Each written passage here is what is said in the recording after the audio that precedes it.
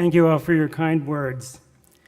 Distinguished rabbis, teachers, administrators, staff, family, friends, and supporters of Koslov Torah Academy.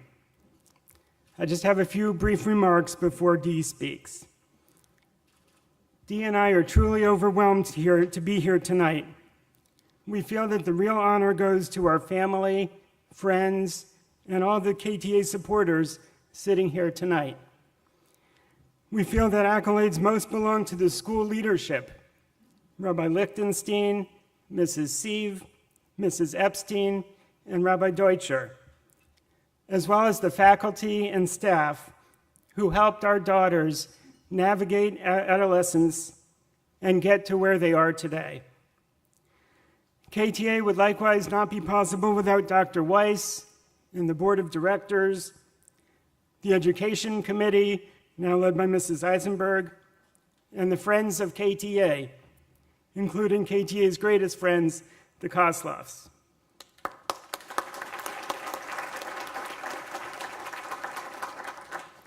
It's so nice to be honored with the Deers, Kishmo Kenhu, they are dear, and their daughters have become good friends with our daughters at KTA.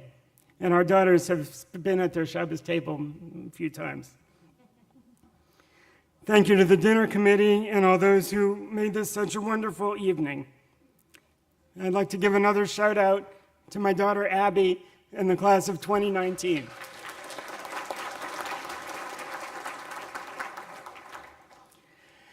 As our children indicated in their journal ad, Dee and I highly value education. This undoubtedly comes from our parents. Both of our fathers were teachers. So I'd like to again acknowledge the presence of Dee's parents and her aunt here this evening and wish them health and happiness.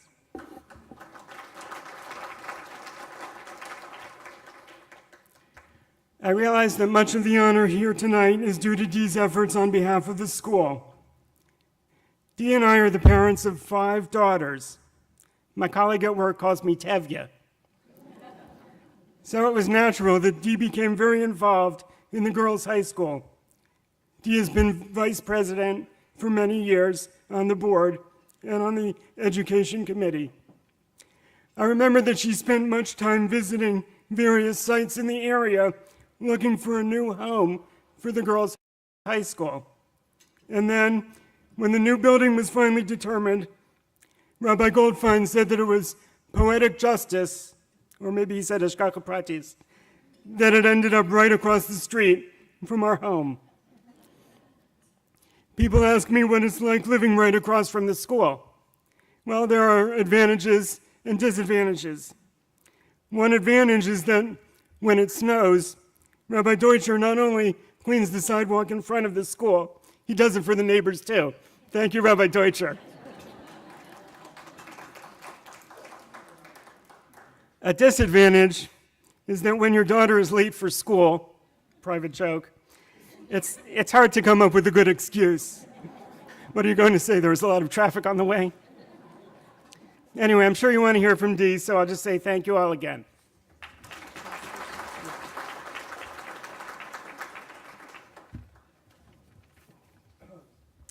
I learned in law school, in the first year in contracts, that every contract is made to be broken. This evening, I made an agreement with my husband that we would not say nice things about each other. We would focus entirely on the school and the community. But I would be completely remiss if I did not take the opportunity to acknowledge how blessed I feel to be married to this fine man.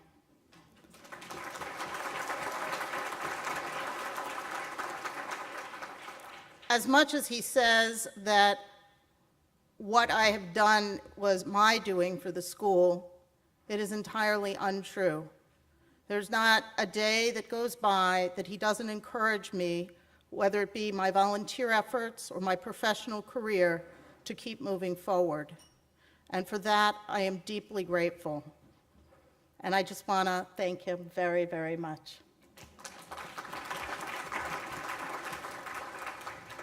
When getting ready for this dinner, we did a calculation similar to Cheryl Epstein's that we've had a daughter or multiple daughters in KTA or its predecessor, TAGHS, for 16 years. Remarkably, at the time that our oldest child started high school, most high school students did not have laptop computers or smartphones, Waze had not yet been invented, and Amazon did not deliver packages to the doorstep. Miraculously, we all somehow managed to communicate, navigate, shop, and even appear smart. It's undeniable that in the ensuing 16 years, technology emerged that changed the face of education and indeed the world. In some ways, I really think that today's world may be a more difficult time in which to raise and educate children. However, we cannot deny that certain innovations have made life easier. In terms of the school, its physical surroundings changed. TAGHS went from a small, crowded hallway to the very beautiful I.S. Kozloff Torah Academy campus, complete with computers, smart boards, and a state-of-the-art science laboratory. While some parents can be accused of being helicopter parents, we truly win the award, because we have the very best vantage point to overlook KTA at all times. I see it from my home office window. We hear the ruah, cheers, and occasional outdoor classes.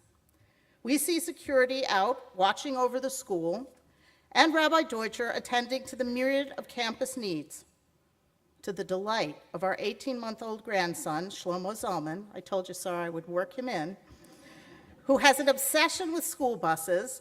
We watch for and truly enjoy those buses in the morning and in the afternoon. From our vantage point, while much has changed in the past 16 years, much has also stayed wonderfully the same. One of the very first things we noticed about the school when we visited with our eldest child, Fran, was the clear sense of kavod, respect, that students have for teachers.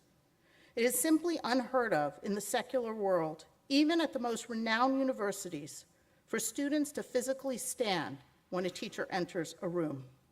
This happens every day in KTA.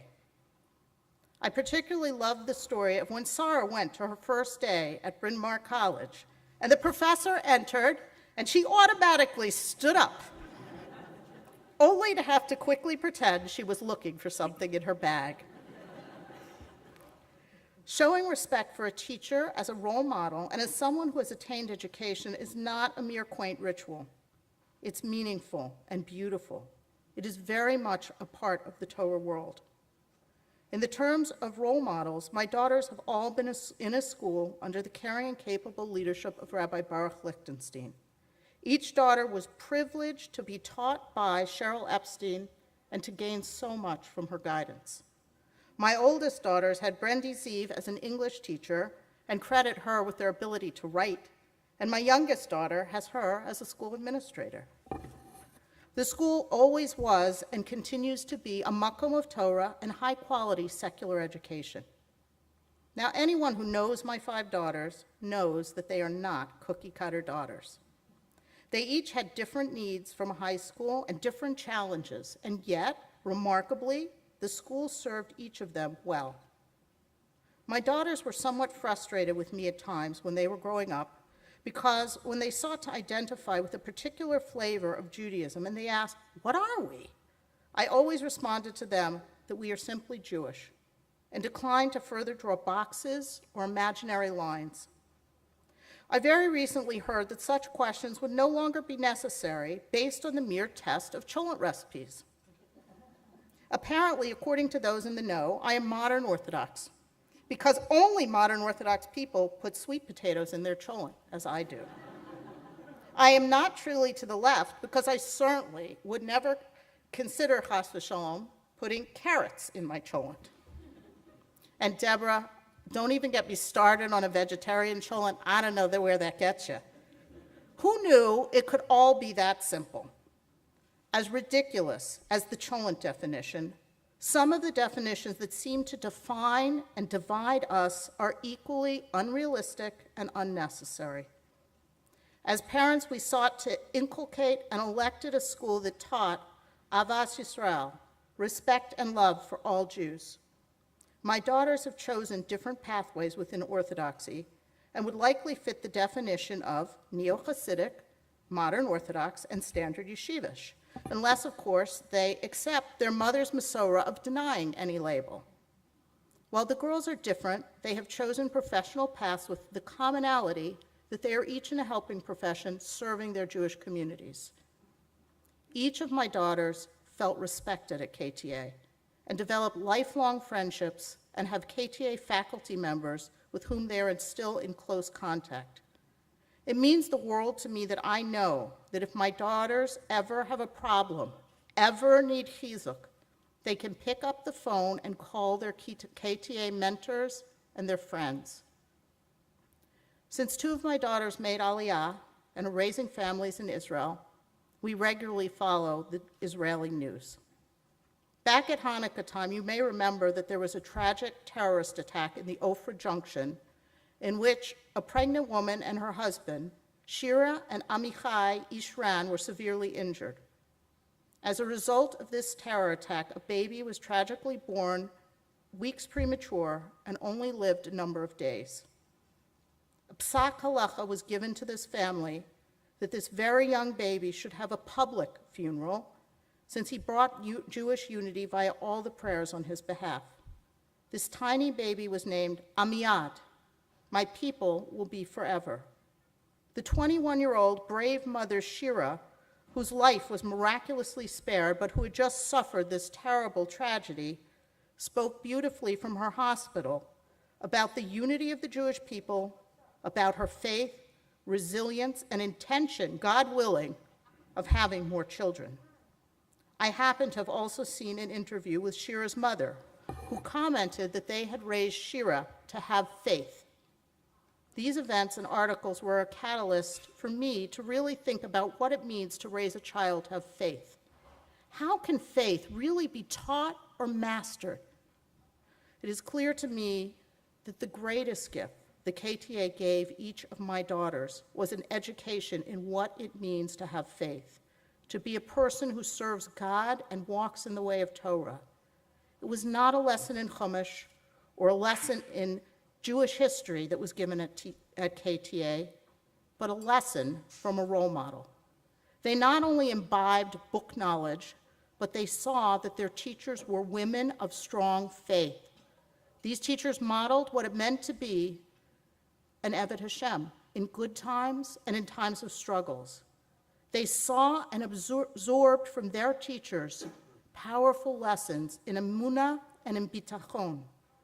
These lessons are and remain vital to their spiritual health in an ever-changing world, a world which has beauty, pain, and challenge. Indeed, Rabbi Shimshon Raphael Hirsch, in his collected writings on education, an essay on ethical training in the classroom, stated, "What will become of our children if they are taught how to solve every conceivable practical problem they might face in life, but hardly any time in their course of studies is given to the problem of making the right moral choice?" He later noted, "Our sages have declared, im ein chachma ein yira, im ein yira ein chachma. Without intellectual education, there can be no moral education. Without moral education, there can be no intellectual education." KTA's education is that unique blend of intellectual and moral education, which, with God's help, results in a life of righteous deeds based on Jewish values and traditions. It is a timeless education and mission, and our daughters and our family has indeed been blessed to be part of the extended KTA family. We are and remain truly grateful to KTA. Thank you for this wonderful honor, your time, and attention.